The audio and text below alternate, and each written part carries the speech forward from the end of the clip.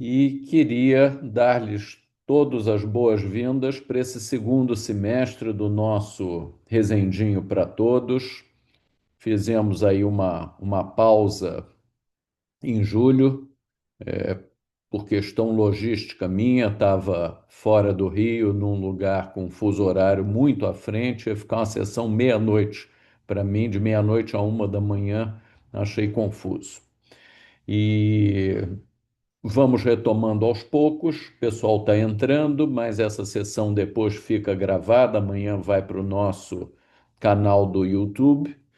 E hoje nós vamos ter como convidada, abrindo aqui o semestre, a Beatriz Elias Ribeiro. Beatriz foi nossa aluna de graduação na UFRJ, mas tive contato recente com ela quando ela fez um concurso brilhante para professora na UFRJ.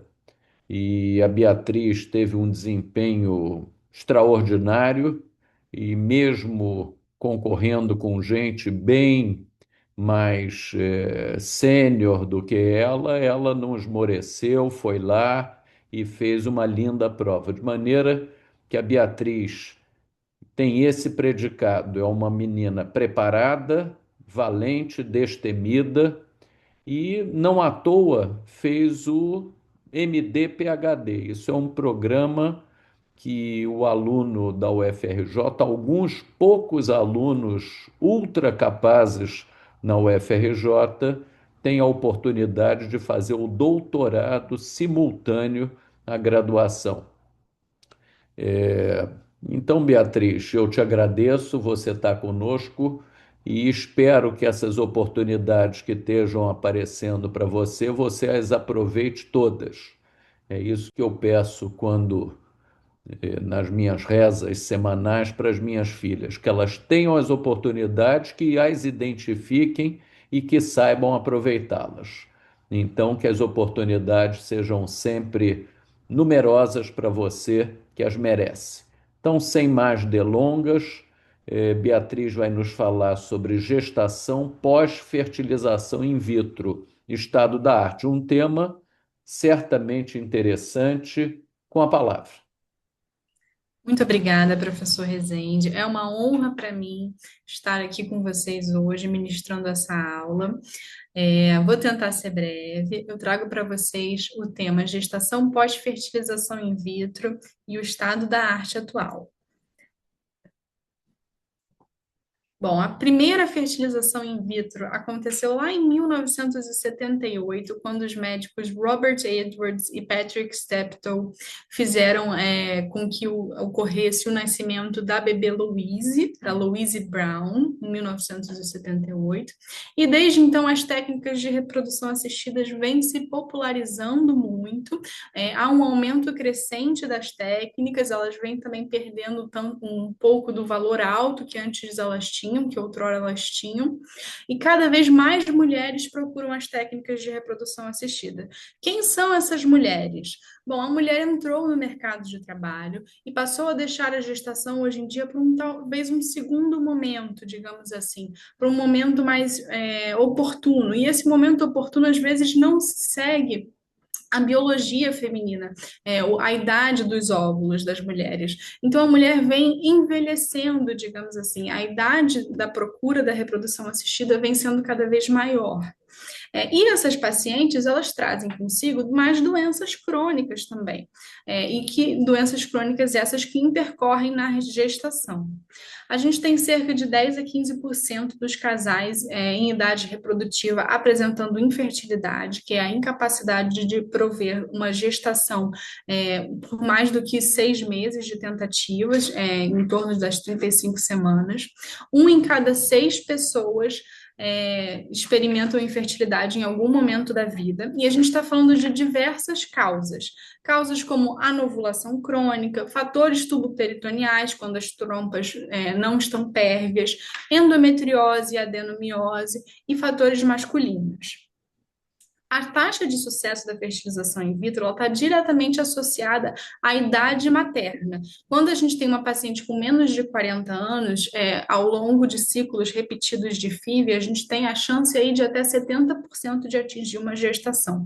Quando a gente olha em pacientes com 40, 42 anos, as chances decaem muito para 30 ou até mesmo 10% de chance de uma fertilização in vitro bem-sucedida. E qual é o problema? O que que acontece? Bom, há uma diferença biológica gritante, principalmente entre o homem e a mulher. Os homens, eles são constantemente fábricas de gametas, eles estão constantemente produzindo gametas ao longo da vida. A mulher não. A mulher é um depósito, digamos assim. A mulher já nasce com todos os óvulos que ela vai ter ao longo da vida. No nascimento, ela já nasce mais ou menos aí com seus 1 a 2 milhões de óvulos. E durante a vida ela vai perdendo esse número de óvulos. Na puberdade, ela já chega com 300 a 500 mil óvulos, por exemplo. E ao longo da vida do menarque, a gente tem mais ainda esse decaimento. Por volta de 40 anos, a gente chega a um número de mais ou menos 10 mil óvulos. Muito, muito menor do que o número que ela nasceu, por exemplo. E não só a gente está falando de quantidade de óvulos da mulher ao longo da vida, mas a gente também está falando de qualidade desses óvulos. Os óvulos mais velhos, na mulher que ela já tem aí mais de 35, mais do que 40 anos, esses óvulos estão muito mais propensos a apresentarem aneuploidias embrionárias, por exemplo. Ou seja, a gente está falando aí de possíveis embriões aneuploides com síndrome de Down, uma chance muito maior de desenvolver trissomias, por exemplo, e também de levar a abortamentos. A gente sabe que o abortamento está diretamente relacionado à aneuploidia embrionária. Então, quando a gente tem, por exemplo, acima de 41 anos, a gente está falando de 70 a 80% dos óvulos dessa mulher aneuploides. Então, chance de síndrome de Down aumenta diretamente com o passar da idade da mulher. Acima de 40 anos, a gente está falando de uma chance de 1 para 100 de ter síndrome de Down. E aí, consequentemente, a taxa de nascido vivo por FIV, ela diminui conforme a idade, como a gente já tinha visto no gráfico mais anterior. A gente tem aí uma chance de nascido vivo de 20% só, em torno dos 40 anos, enquanto que com menos de 35 anos a mulher tem uma chance bem maior de ter um nascido vivo por FIV. E muitas vezes essa paciente vai precisar de mais ciclos de FIV para ter a gestação. E as técnicas de reprodução assistidas, elas são algumas técnicas hoje em dia, né? Não tem só a fertilização in vitro propriamente dito. A gente tem a indução da ovulação, a gente tem a inseminação intrauterina, mas a fertilização in vitro segue sendo o padrão ouro para diversas etiologias. Só fazendo uma rápida passagem, a indução da ovulação, ela é feita com algumas medicações específicas, principalmente em pacientes que têm SOP, por exemplo, que têm anovulação crônica. E aí é feito um recrutamento de 2, no máximo 3 folículos por ciclo. A gente usa principalmente hoje em dia o letrozol, que vem sendo aí a principal medicação que que é utilizada na indução da ovulação. Isso pode ser associado à inseminação intrauterina em algumas pacientes selecionadas. É um método menos oneroso que a FIV, em algumas pacientes específicas, pacientes jovens com trompas permeáveis, sem fator masculino importante, você poderia utilizar a inseminação intrauterina. Mas o carro-chefe, o padrão ouro, é a fertilização in vitro, é a FIV. Eu vou rapidamente passar com vocês como é feita uma fertilização in vitro. Então, o primeiro passo é a estimulação ovariana, e aí a gente está falando aqui do recrutamento de vários ovócitos, de vários óvulos. Então, às vezes, a gente tem aí pacientes que têm 15, 20, 25 óvulos recrutados por ovário. Esses óvulos, eles são coletados e aí em laboratório é feita a fertilização in vitro. Ela pode ser feita de forma convencional, pela união do gameta feminino com o gameta masculino, colocada o óvulo em volta de vários espermatozoides e aí aguarda-se a formação do embrião, ou pode ser feita a injeção intracitoplasmática de espermatozoide, a chamada ICSI, que é selecionado um espermatozoide específico que é injetado no óvulo. Então, depois disso, a gente tem a formação do embrião e, posteriormente, a transferência do embrião para o útero.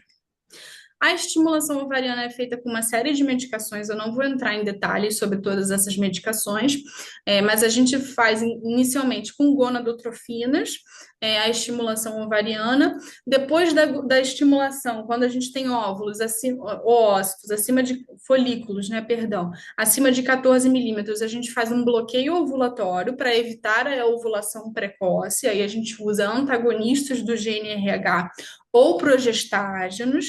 E aí, depois que a gente tem esse bloqueio, a gente faz finalmente o gatilho, o trigger, para a maturação final dos ovócitos, que é feito com HCG ou com agonistas do GnRH, e 36 horas depois do trigger final, a gente tem que fazer a coleta dos oócitos, dos folículos. Então, como eu mostrei para vocês, esse é o chamado ciclo curto, é o mais utilizado hoje em dia. A gente tem o início das gonadotrofinas para fazer a estimulação ovariana. Quando a gente tem folículos acima de 14 milímetros, a gente usa os antagonistas para evitar a ovulação precoce. E quando chega a folículos com mais de 18 milímetros, a gente usa o agonista. 36 horas depois é feita a coleta dos óvulos. Aqui é um outro tipo de ciclo que também pode ser utilizado, que eu não vou me deter muito no assunto. Então, rapidamente, o que a gente tem na fertilização in vitro é a estimulação ovariana, levando ao desenvolvimento de vários folículos, a aspiração oocitária, depois da aspiração oocitária, fertilização in vitro ou ICSI, e depois transferência embrionária. Ok, temos então a gestação. Como é que a gente faz o diagnóstico da gestação pós-fertilização in vitro? A transferência do embrião geralmente é feita no D5 de evolução desse embrião, quando ele está na forma de blastocisto. A implantação, depois da transferência embrionária, ela ocorre mais ou menos em cerca de 7 dias.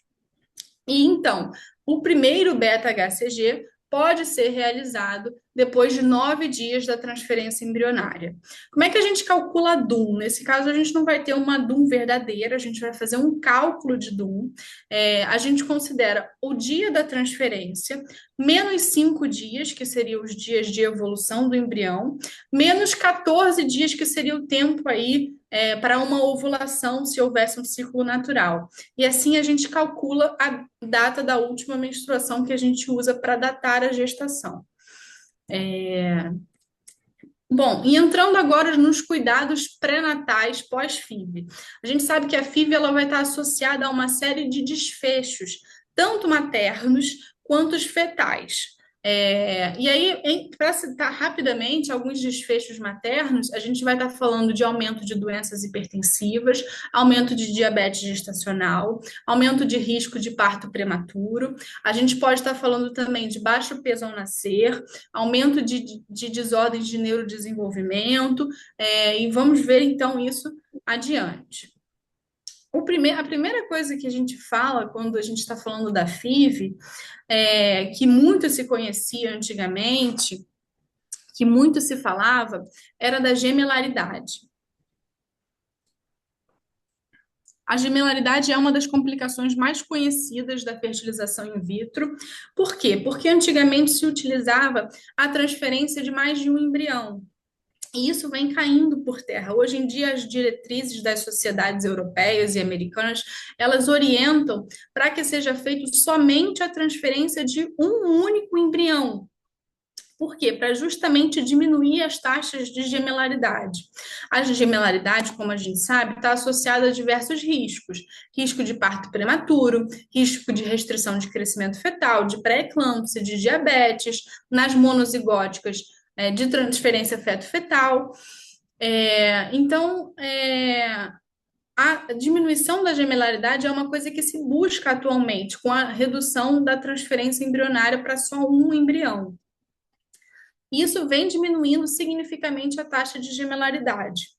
Só que, por outro lado, a gente não tem só a gestação gemelar dizigótica aumentada na fertilização in vitro. A gente tem também uma incidência de gemelaridade monozigótica, que é aparentemente maior. A gente tem aí de mais ou menos 0,4% o risco de uma gemelaridade monozigótica na população em geral. Na fertilização in vitro, essa taxa chega a 1 a 2%, muito provavelmente pela manipulação dos embriões a nível da fertilização in vitro, né?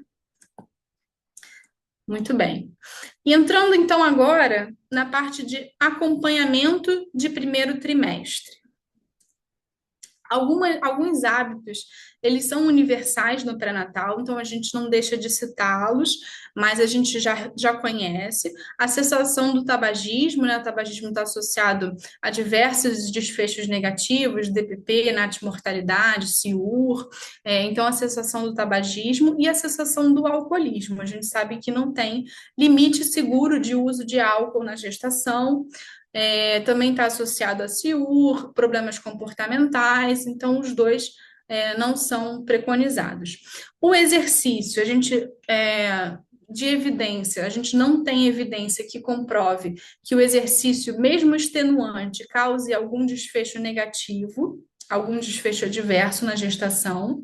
Então, a recomendação é manter as práticas de exercícios moderados durante a gestação. A gente sabe que está associado a uma proteção para pré-eclâmpsia, diabetes gestacional.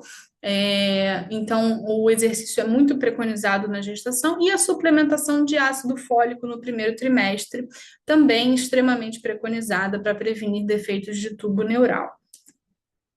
Suporte de fase lútea. Bom, aqui a gente entra num tema muito interessante. O suporte de fase lútea, ele é preconizado durante a gestação pós-FIV. A gente sabe que a falha de implantação depois da transferência embrionária, ela é alta. Em pacientes acima dos 40 anos, ela pode chegar até 70% de falha de implantação. E se conhece que os níveis de progesterona na fase lútea pós-reprodução assistida, eles podem ser insuficientes. Por que isso acontece? O que acontece na gestação normal que não acontece ou acontece de forma diferente na fertilização in vitro, que a progesterona não é suficiente? O que a gente tem na paciente normal? A gente tem, depois do ciclo menstrual, a gente tem o pico de LH que vem antes da ovulação. O LH, ele atua nas células da granulosa, causando a produção de progesterona no corpo lúteo. Depois da ovulação, a gente tem o remanescente tecidual que fica no ovário. Esse remanescente tecidual que se forma é o corpo lúteo, e o corpo lúteo produz progesterona. Qual é a importância dessa progesterona na fase de luteinização do ciclo menstrual? Ela transforma o endométrio para que esse endométrio fique secretor, fique preparado para uma implantação embrionária. Então, a progesterona causa um espessamento endometrial e um aumento da vascularização, preparando o endométrio para a implantação embrionária. Depois da implantação do embrião, o próprio tecido trofoblástico começa a produzir o HCG, que é o hormônio da gestação. O HCG, ele estimula o corpo lúteo, que está no ovário, a continuar a produzir a progesterona durante aí as primeiras 8 semanas de gestação. Nessas primeiras 8 semanas, a gente ainda não tem uma placentação eficiente, a gente ainda não tem a placenta produzindo os hormônios. Então, até por volta da 8ª semana de gestação, é o corpo lúteo que produz a progesterona, que é o hormônio também, né, é o principal hormônio que mantém a gestação. Por que na paciente que fez a fertilização in vitro, a progesterona pode não ser suficiente para manter a gestação dela? O que a gente tem é que, pós aspiração oocitária, a gente tem múltiplos múltiplos corpos lúteos no ovário. E esses múltiplos corpos lúteos, eles produzem um alto nível de esteroides sexuais. E esse alto nível de esteroides sexuais fazem um feedback negativo na hipófise, diminuindo o LH. E o LH é fundamental para a produção da progesterona no corpo lúteo. Então, por conta disso, a gente pode ter a perda da função da progesterona na gestação pós-fertilização in vitro. Então, o que se preconiza hoje em dia? A gente vai ver adiante nos artigos, o que mais se preconiza é a suplementação da fase lútea com a progesterona. Isso pode ser feito só com a progesterona ou pode ser feito com o HCG também, a gente vai ver adiante. Então, mostrando para vocês aqui uma revisão da Cochrane de 2015, que fala sobre suporte da fase lútea. Foi um artigo que analisou 26 mil mulheres. Nem todos os artigos são de boa qualidade, alguns apresentam vieses e baixo N, mas ele consegue tirar conclusões importantes. O primeiro é a comparação do uso da progesterona com o placebo. A gente tem aqui resultados que o uso da progesterona aumenta em 70%, mais do que 70%, a chance de nascido vivo e mais do quase 90% a chance de gestação de gestação de fato, né? Então, a gente tem bons resultados aqui com o uso da progesterona. A gente também tem resultados similares com o uso do HCG como suporte de fase lútea. Então, a gente tem aqui um risco relativo de 1,7 para a taxa de nascidos vivos, 1,3 para gestação clínica. E a gente pode também utilizar a progesterona em associação com um agonista de GNRH, que vai fazer aí um pico de LH. A gente também tem resultados satisfatórios tanto para a taxa de nascidos vivos quanto para a taxa de gestação. Muito bem, então vamos fazer a progesterona na paciente que foi submetida à fertilização in vitro. Qual via eu vou utilizar? Vai ser via oral, vai ser via vaginal, vai ser via intramuscular, que não se tem muito aqui no Brasil? A verdade é que os artigos não mostram uma diferença clínica estatisticamente significante entre as diversas formas de uso da progesterona. E muitos artigos são enviesados, têm um alto risco de viés. Então, hoje em dia, a gente não tem uma definição de qual via seria a melhor via para se utilizar a progesterona como suporte de fase lútea. Também não sabemos se há diferença, por exemplo, de usar baixa dose versus alta dose, ou protocolos curtos contra protocolos longos, por exemplo. O que a gente tem, então? A gente sabe que a administração da progesterona pós-reprodução assistida melhora as taxas de gravidez e de nascidos vivos. Agora, uma vez obtida essa gravidez, não está claro em quanto tempo a gente tem que interromper o suporte de fase lútea. O que se entende, o que o NICE sugere, é que é plausível que você utilize o suporte de fase lútea pelo menos aí por 8 semanas após a transferência, período do qual, então, a placenta passa a atuar de forma sozinha, né?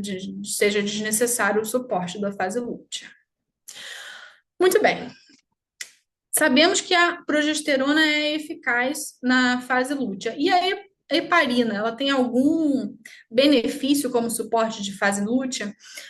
Não, a gente sabe que a heparina, ela atua principalmente, ela tem um papel fundamental aí no tratamento da síndrome do anticorpo antifosfolipídio, nas pacientes que têm abortamento de repetição.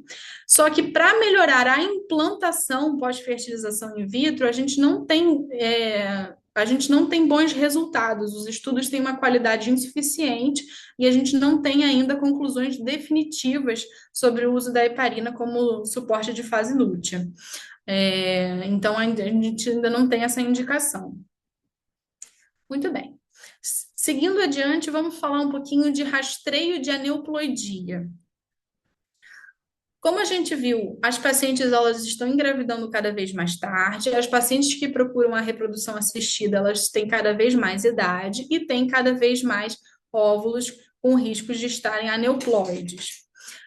Não há evidências que a reprodução assistida por si só aumente as chances de uma gravidez com trissomias. Antigamente, antes da primeira fertilização in vitro, havia muito esse medo de que a fertilização in vitro causasse alterações genéticas graves no bebê. Isso não se comprovou. Mas a gente sabe, como a gente viu, como a gente falou, que são pacientes de idade mais avançada, então são pacientes que tendem a ter um risco maior de aneuploidias. Hoje em dia existe o teste pré-implantacional, teste genético pré-implantacional, que se chama PGTA, que é oferecido muitas vezes na fertilização in vitro para avaliar o risco de aneuploidia do embrião antes da transferência embrionária. Isso requer o congelamento do embrião, porque muitas vezes o resultado do teste demora alguns dias ou semanas para serem disponibilizados. Então, isso requer o congelamento embrionário, mas ele está ganhando cada vez mais força hoje em dia. E quais são esses testes? O que é feito? O mais comum é o PGTA, que é o teste pré-implantacional para aneuploidias. Ele avalia o número de cromossomos do embrião, então ele vai ver trissomias principalmente, ou monossomias, ele vai ver Down, vai ver Turner, vai ver Klinefelter. Existem outros métodos de PGT hoje em dia, como o PGTM e o PGTSR, são métodos que focam em mutações genéticas específicas ou translocações específicas. Então, pacientes que têm algumas doenças raras, doenças genéticas específicas, como hemofilia ou fibrose cística, por exemplo, eles podem fazer o teste antes da transferência embrionária. Então, como eu falei para vocês, o uso do PGTA tem aumentado de forma constante hoje em dia, mas ainda não foi demonstrado pelos estudos que o teste do PGTA seja útil como teste de triagem de rotina para todos as pacientes submetidas à fertilização in vitro.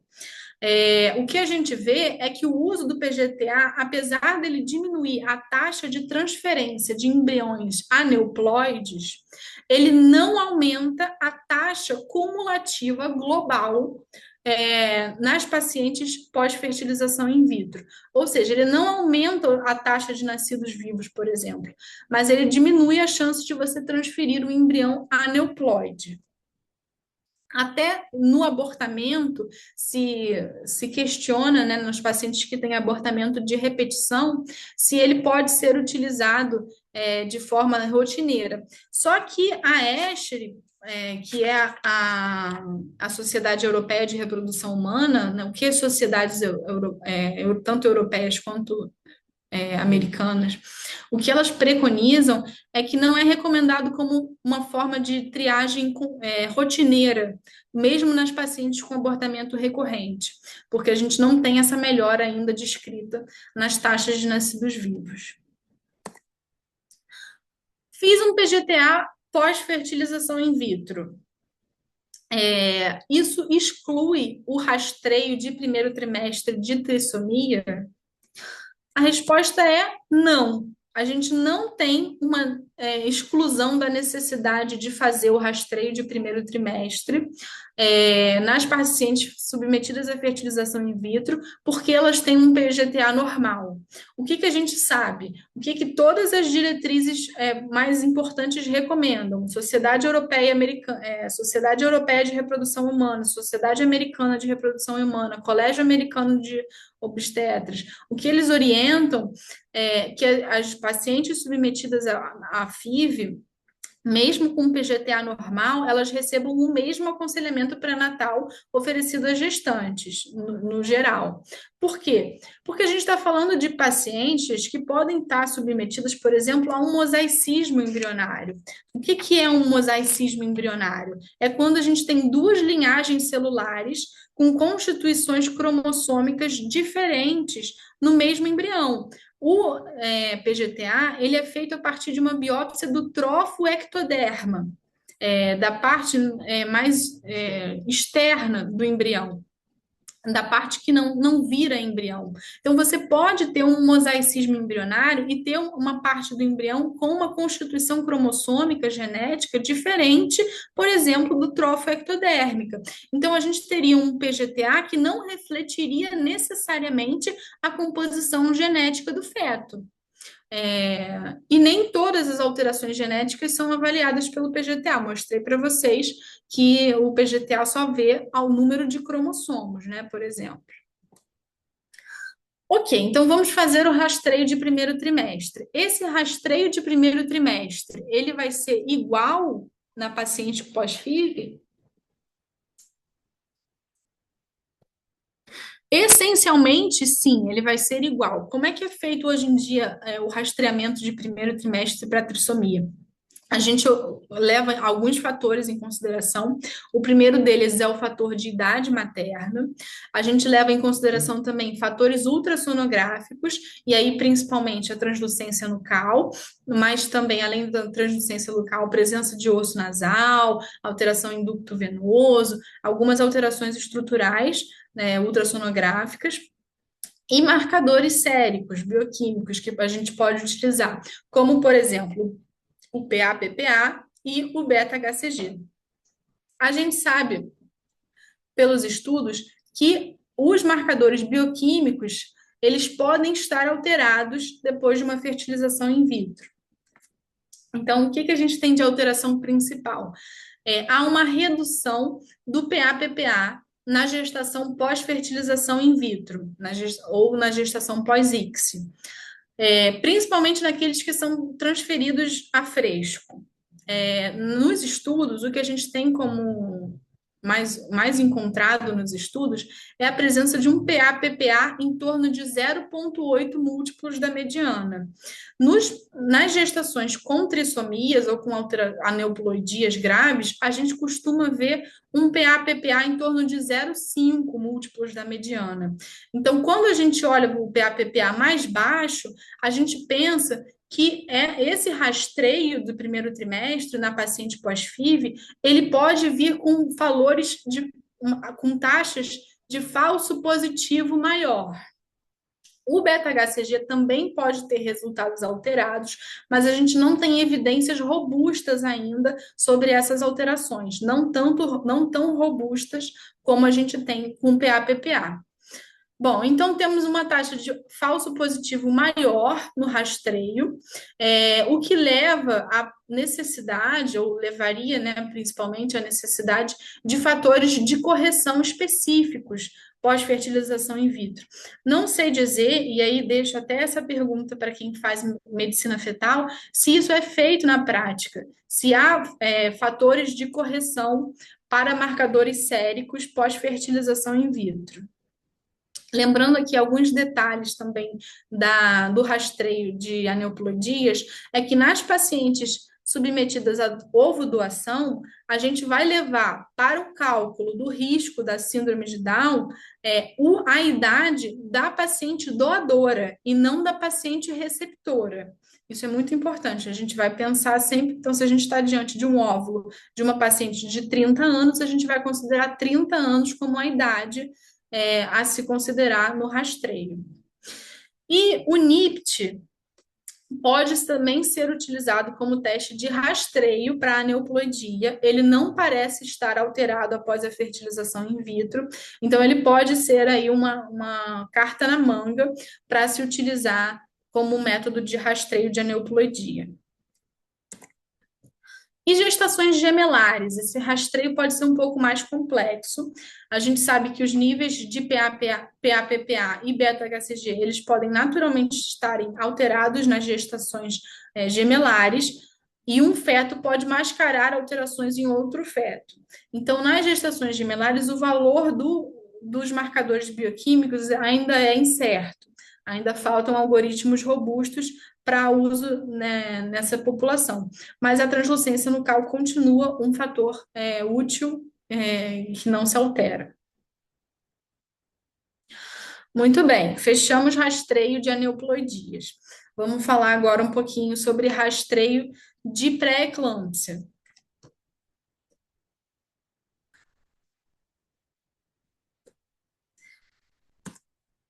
A gente sabe que as síndromes hipertensivas, elas estão aumentadas nas gestações pós-fertilização in vitro, lembrando que são gestações em pacientes com maior idade, com pacientes com SOP, por exemplo, pacientes com fatores que aumentam o risco de hipertensão arterial.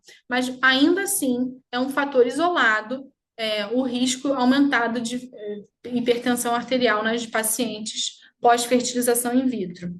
Isso pode acontecer porque a própria estimulação ovariana, por exemplo, ela pode alterar fatores antiangiogênicos e fatores angiogênicos e ter um impacto negativo na placentação. Então, a gente pode ter uma implantação embrionária com alterações, a gente pode ter uma placentação menos eficiente, pode ter um desequilíbrio entre fatores angiogênicos e pró-angiogênicos, levando tudo isso ao maior risco, por exemplo, de pré-eclâmpsia. Lembrando aí um detalhe interessante, é que, especialmente após a ovodoação, a gente pode ter um risco maior de pré-eclâmpsia e também na transferência de embriões a fresco. O rastreio de pré-eclâmpsia, ele é realizado de forma similar à gestação espontânea, e aqui a gente considera diversos fatores maternos, história materna, então idade materna, história de pré-eclâmpsia anterior, história de hipertensão arterial crônica, história de diabetes o valor da pressão arterial da paciente, valores de Doppler da artéria uterina e marcadores séricos, como o PLGF e o PA-PPA. Esse rastreio, o objetivo desse rastreio é a gente começar, na paciente que tem alto risco de desenvolver pré-eclâmpsia, o uso da aspirina, antes de 16 semanas, por volta aí do final do primeiro trimestre, para diminuir o risco de pré-eclâmpsia. E aí, o que eu quero mostrar para vocês é que a maioria das sociedades tanto europeias quanto americanas, elas vão preconizar que a fertilização in vitro é um fator de risco por si só que aumenta o risco da pré-eclâmpsia. Então, quando a gente olha, por exemplo, na Sociedade Internacional para Estudo de Hipertensão na Gestação, ela considera o uso da aspirina nas pacientes que usam, por exemplo, que foram submetidas, por exemplo, à reprodução assistida. Quando a gente olha o ACOG, ele fala que mais de um fator de risco é o suficiente para indicar o uso da aspirina. E quais seriam esses fatores? Nuliparidade, obesidade, idade materna maior que 35 anos e fertilização in vitro. Ou seja, a gente está falando de pacientes que provavelmente já terão aí um risco alto o suficiente para utilizar a aspirina no pré-natal, durante o pré-natal. Pacientes, elas podem ter também hipertensão crônica, isso acomete aí 1 a 2% das gestantes, e ela já, por si só, também já é um fator de risco bem reconhecido para pré-eclâmpsia.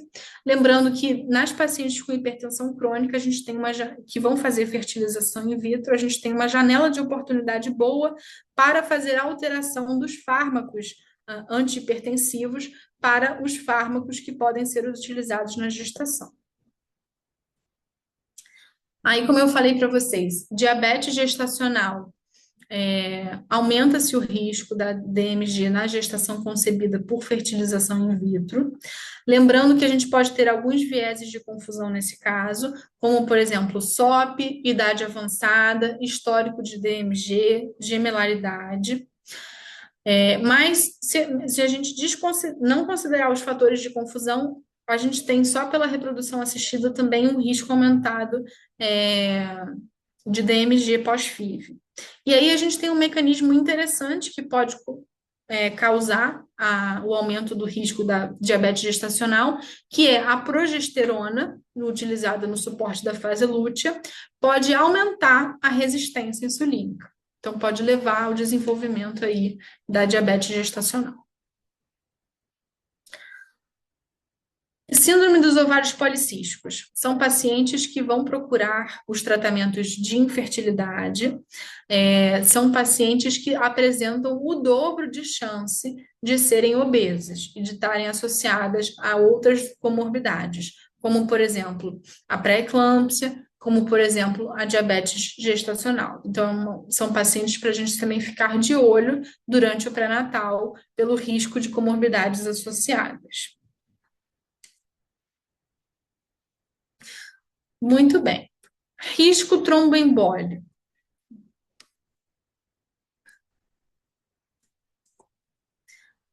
Aqui eu vou falar um pouquinho da diretriz do Royal College sobre tromboembolismo venoso durante a gestação. É uma diretriz um pouco mais permissiva, ela mostra, ela aceita, né, ela considera muitos pacientes para a utilização da heparina não fracionada durante a gestação, como profilaxia de tromboembolismo. Mas a gente sabe que a gestação por si só aumenta em 2 a 4 vezes o risco de tromboembolismo, e no puerpério esse aumento pode chegar a 60 vezes. E na fertilização e na gestação pós-fertilização in vitro, a gente tem um aumento aí de 2 a 4 vezes mais risco de tromboembolismo venoso do que na concepção espontânea. E por que a gente tem isso? Acredita-se, por exemplo, que o aumento nos níveis de estrogênio durante a estimulação ovariana possa ser um fator causal desse aumento de risco de tromboembolismo. E aí a gente está falando de alterações de coagulação, alterações de fatores protrombóticos, redução da atividade fibrinolítica, pacientes, como a gente já viu, com idade mais avançada, obesidade, possivelmente trombofilias. E nas pacientes que fazem um hiperestímulo ovariano, que desenvolvem aí mais do que 20 folículos, por exemplo, 25 folículos, essas pacientes elas podem estar associadas a um risco especificamente maior de tromboembolismo devido à hemoconcentração, à estase sanguínea, e aí a gente vai ver adiante que nessas pacientes há indicação de utilizar a heparina profilática no primeiro trimestre. Então, a orientação do Royal College é que todas as mulheres devem ser submetidas à avaliação documentada dos fatores de risco, e a gente vai ter riscos maiores nas pacientes com síndrome do hiperestímulo ovariano, com pacientes com gestação múltipla, IMC elevado, e aí, obviamente, trombofilias hereditárias ou adquiridas, ou história prévia de trombose. Então, aqui mostrando para vocês os fatores que ele leva em consideração para indicar o uso da heparina não fracionada, da heparina de baixo peso molecular durante o pré-natal. Ele considera, por exemplo, vocês vão ver na diretriz que acima de 3 fatores, ele considera o uso da heparina durante o pré-natal.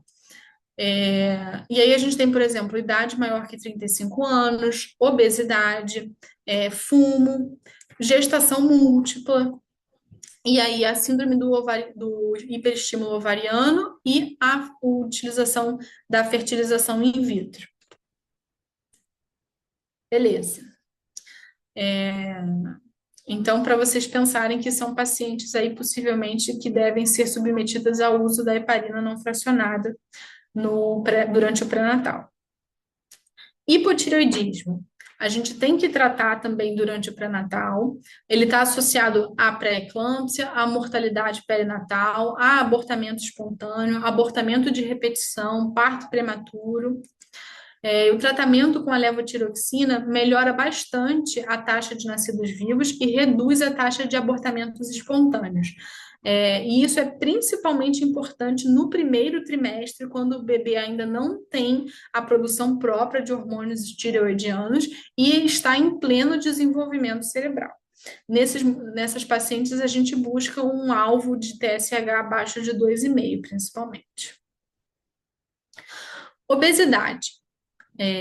Como a gente já falou bastante, a obesidade está associada a uma série de comorbidades, como SOP, hipertensão, pré-eclâmpsia, mas a própria obesidade afeta a resposta à reprodução assistida. Então, quanto maior o IMC da paciente, maior a chance de ela precisar de mais dias de estimulação com gonadotrofinas, ou seja, ela vai precisar de mais estimulação, ela vai produzir mais estrogênio, ela vai ter mais risco trombótico, por exemplo, Então, é uma paciente para a gente ficar de olho sempre, é, por tudo isso que a gente já falou. E há um risco maior de não se obter uma gravidez intrauterina ou de sofrer um abortamento espontâneo.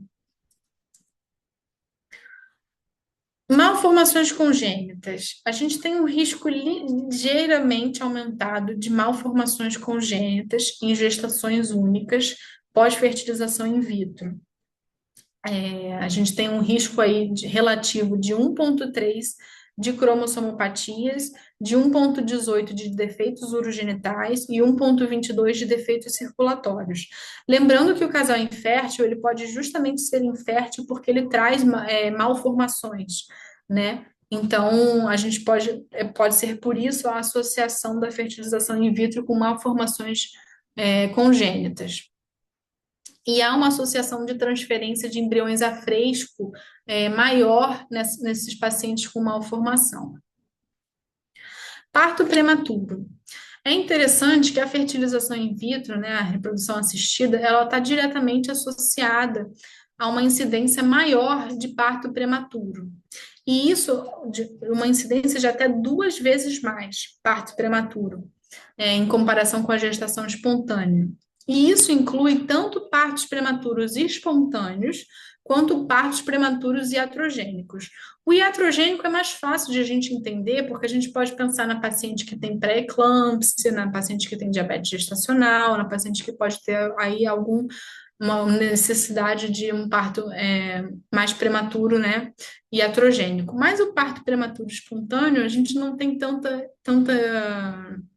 informação do porquê que ele estaria associado. Mas a gente está falando de uma magnitude de risco alta do parto prematuro pós-reprodução assistida. É um fator importante.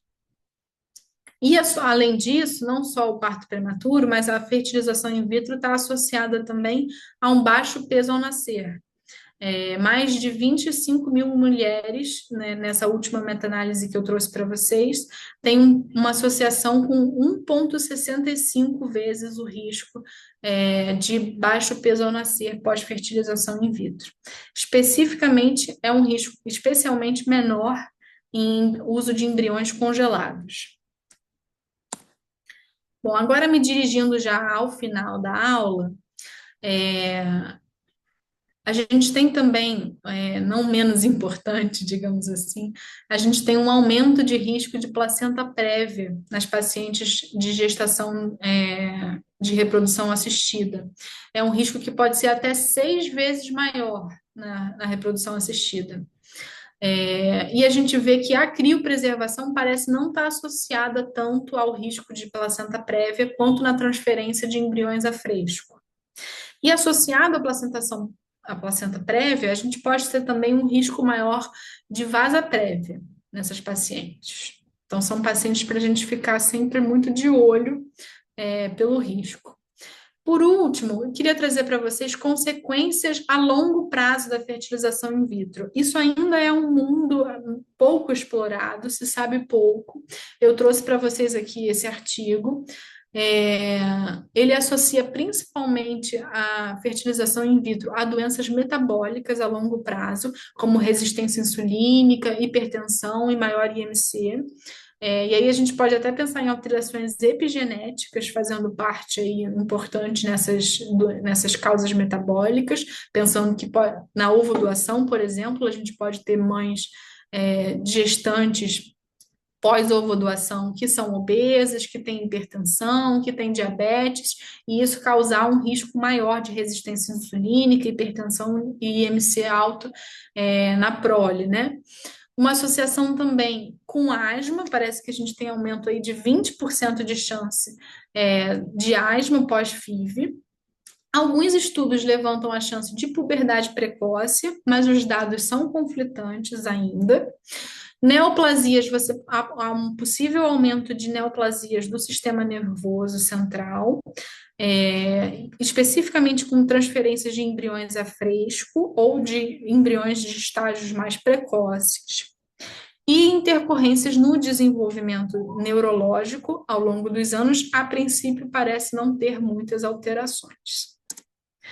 Entre as considerações finais que eu queria trazer para vocês, falar que a gestação pós-FIV ela está associada a maiores riscos maternos e fetais, mas alguns desses riscos eles são potencialmente mitigáveis no pré-natal, como a gente mostrou aí ao longo da apresentação. A maioria das mulheres, elas têm gestações saudáveis, com um acompanhamento adequado. A via de parto é obstétrica.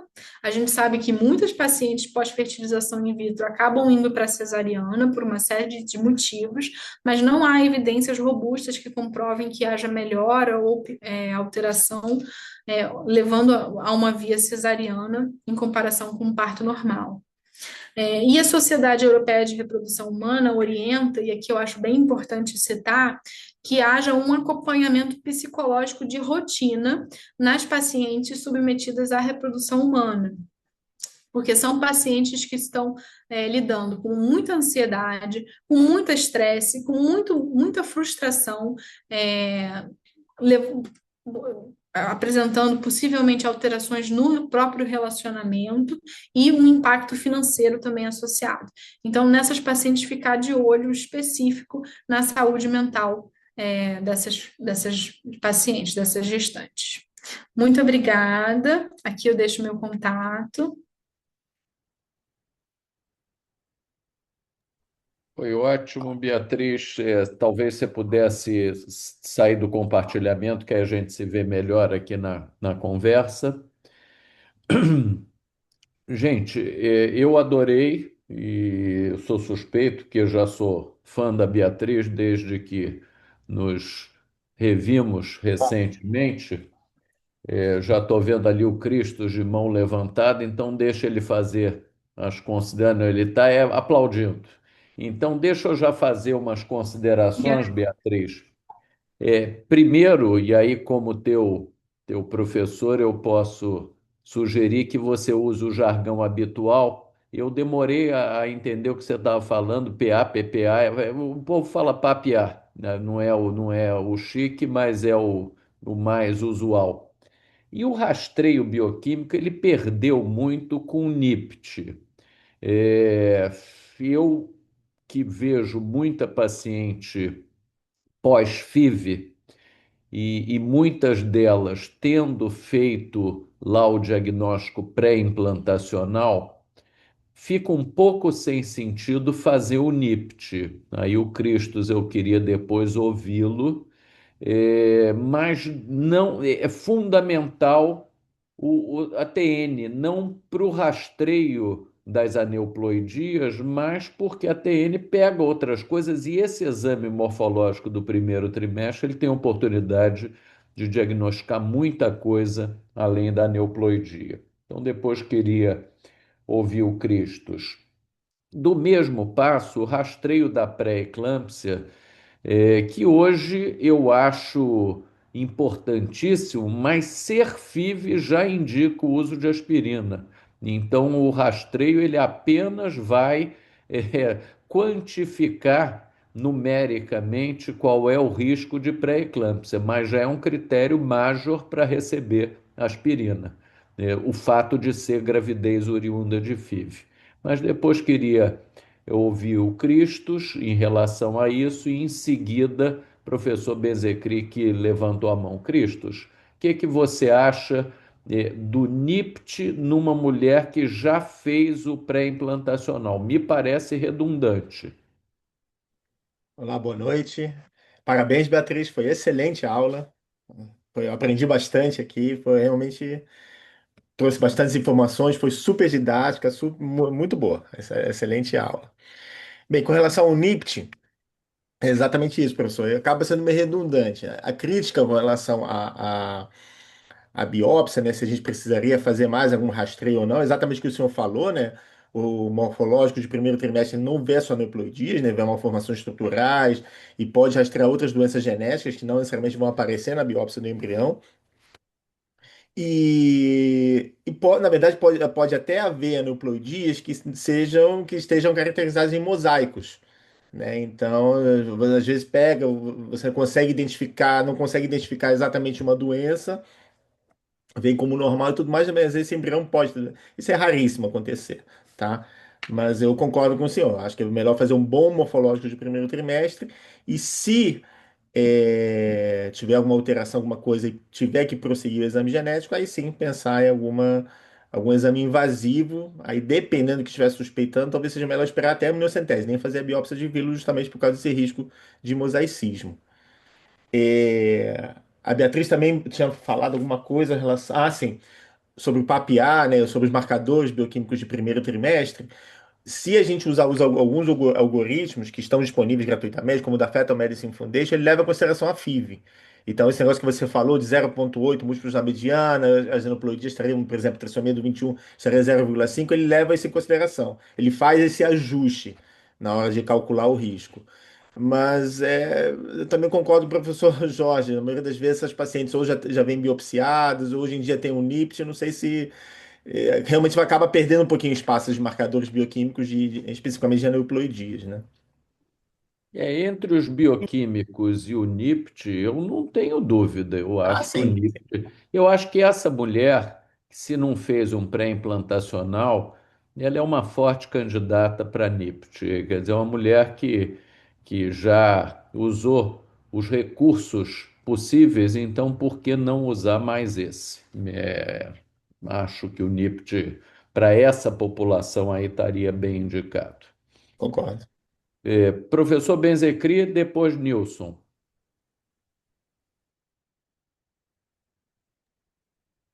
Ok. Bom, primeiro eu peço licença à doutora Beatriz falar com o Cristo, que eu atendi uma cliente que ele fez a ultrassonografia hoje e tem muitos interessantes para conversar com ele. Depois, então, eu te procuro, Cristo, para a gente conversar com, com, com você sobre essa paciente. Mas, Beatriz, olha, foi maravilhosa. Eu nunca vi uma aula tão ampla, tão cheia de detalhes, que realmente a gente aprende muito, coisas que eu desconhecia. Mas eu queria te falar sobre o seguinte: eu faço videoestereoscopia há mais de 30 anos, então eu vejo tudo. E, naturalmente, recebo grande parte das pacientes para fazer avaliação uterina pré-concepcional. Isso eu sempre recebo de todos os esterileutas para fazer isso. Mas uma coisa que me chama a atenção são pacientes que vêm depois de ter feito a fertilização a- apresentarem um quadro de abortamento. Então, eu sempre pergunto também que elas trazem ultrassonografia naturalmente para ver se tem resto, essa coisa toda. E eu sempre pergunto quando você fez a primeira ultrassonografia e encontro nesses 30 anos uma incidência muito alta de abortamentos em pacientes que fizeram uma ultrassonografia muito precoce. Às vezes é a própria paciente, não é o médico que mandou, mas ela fica ansiosa e já quer ver o que que já existe. Então, como eu disse, observo uma frequência muito alta nesses casos de ultrassonografia muito precoce. Às vezes, 4, 5 semanas, eu até digo, olha, da próxima vez, espera pelo menos 6 semanas para fazer. Eu não relato isso. Imagina eu chegar no Congresso e fazer uma afirmação dessa, vão me decapitar, principalmente quem faz ultrassonografia. Então, eu te pergunto, você tem um protocolo para o estabelecimento de quando fazer ultrassonografia, quando iniciar? Eu já ouvi algumas preocupações com o uso da ultrassonografia, mas eu acredito que essas preocupações, ao longo do tempo, elas não demonstraram um aumento do risco muito alto de abortamento. Talvez o Christos até possa falar melhor que eu. Mas eu acredito que pelo menos 5 semanas aí para fazer a primeira ultra. Quantas? Cinco? Pessoal de reprodução, eles se valem muito da progressão do HCG, que eles começam a monitorar isso com títulos que clinicamente a gente não usa afora gravidezes decorrentes de tratamento. E tanto que eles, às vezes, até já pela subida do HCG, que não está crescendo como eles esperam, eles já, isso é uma gravidez, não vai para frente, sem imagem de ultrassom, sem nada, com títulos muito pequenos, apenas pelo fato dos títulos não terem subido o suficiente. Eu, particularmente, como sonografista, que sempre fui, acho que a ultrassonografia precoce demais, não que ela vá causar nenhum transtorno, mas ela às vezes gera uma intranquilidade, porque ou não se vê o saco, ou se vê o saco, mas não se vê embrião, mas é muito difícil em gravidezes de reprodução assistida a gente segurar demais esse ultrassom. O paciente já está monitorando o HCG há semanas, de maneira que lá pelas tantas ela quer ter a imagem do saco gestacional. A grande serventia do ultrassom muito precoce seria já caracterizar que é uma gravidez tópica, já que existe uma incidência maior de ectopia em gestações decorrentes de FIV. Do contrário, penso que muito antes da virada da quinta para a sexta semana, a informação não é indispensável. Mas queria ouvir aí o Cristos, como sonografista, o que que ele acha. Concordo 100% com o senhor, professor. Eu acho que o mais difícil realmente é segurar a ansiedade, né, da paciente. Mas é exatamente o que o senhor falou. Essa monitorização do HCG, que quem trabalha com fertilização acaba fazendo, dá um norte melhor, né, para o melhor momento para fazer a primeira ultrassonografia. E eles, quando o HCG não vai ali de acordo com o previsto, eles já ousam dizer: olha, essa não foi para frente. A gente fica um pouco chateado, mas enfim, já é a experiência, já é a vivência lá da turma da reprodução. Nilson, prazer em revê-lo aqui com a palavra. Tá sem som. Libera o som aí. O prazer é meu de estar aqui junto com esse grupo maravilhoso, se reunindo sempre nas segundas-feiras. E eu gostaria de parabenizar, né, a Beatriz, né, pela exposição dela.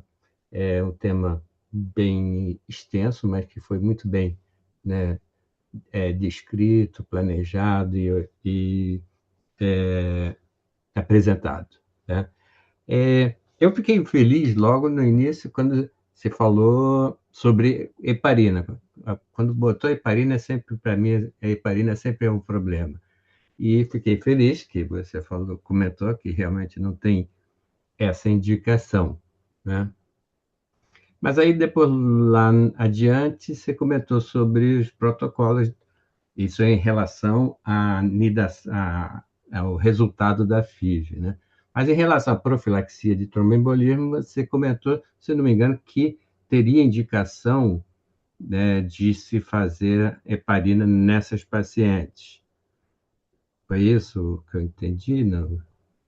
O protocolo do Royal College é um protocolo muito permissivo, então ele Ele utiliza. é muito, ele exagera um pouco, né? Se a gente for Então, se analisar. você considerar o protocolo do Uhum. Royal College, ele fala que mais do que 3 fatores você já poderia considerar o uso da heparina, né, profilática durante o pré-natal.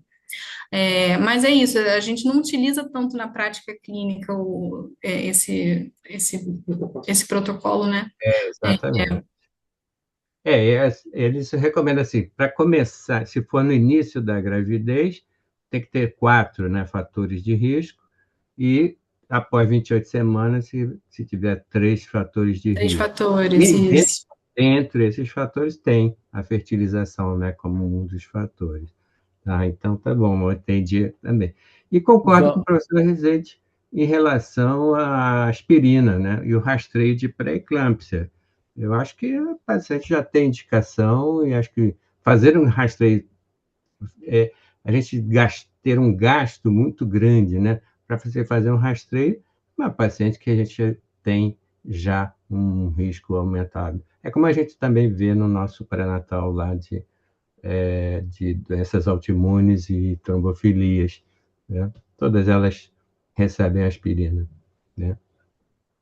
eu vejo muito, Nilson, que Parabéns, Beatriz. apesar de não respaldado, vejo o pessoal usar aspirina, heparina em muitos casos. Sim, Eles, sim, eles sim. se cercam e aí sapecam heparina e outros expedientes que não têm também muito respaldo. Esse, Uhum. esse negócio venoso, gama não sei das quantas, enfim. É. Mas eu já conversando uma vez, eu botei na parede um amigo fertileuta, ele, mas não tem Uhum. respaldo, mas o paciente já chega com essa proposta, é muito difícil demover as crendices, né? E O pacote é grande, né, de medicações, né? tem uns tratamentos, Com o umas. objetivo de se manter, né, se conseguir a Pois gestação, é, né? é, E entre eles a heparina, mas é grande, né? Realmente, esse, esse número de medicações. é. Alguém quer fazer alguma pergunta ou comentário? Bom, Beatriz, eu já me declarei aqui publicamente, somos seus fãs. Agora você ganhou uma legião ainda maior. Você brilhou, deu uma aula maravilhosa, tem educação acadêmica que muito me alegra. E eu falei 45 minutos. Você falou no tempo que é para motivar a discussão em seguida. Então, gente, fico muito feliz dessa retomada em grande estilo das nossas sessões. Na próxima segunda-feira, nesse mesmo horário, teremos novamente o Rezendinho para todos. Então, uma boa semana e um forte abraço a todos vocês. Gente, posso falar? O Borges pediu para eu trocar para eu fazer semana que vem e ele faz no final do mês, pode ser? Pode ser, pode ser. Então, já vou te Tá, mandar um WhatsApp pedindo os teus foto, vídeos e tá etc. para bom. divulgação. Tá jóia, querido, tá jóia. Tá Um certo. Um abraço. abraço. Boa noite para Tchau. vocês Boa noite a todos. todos. Tchau, tchau.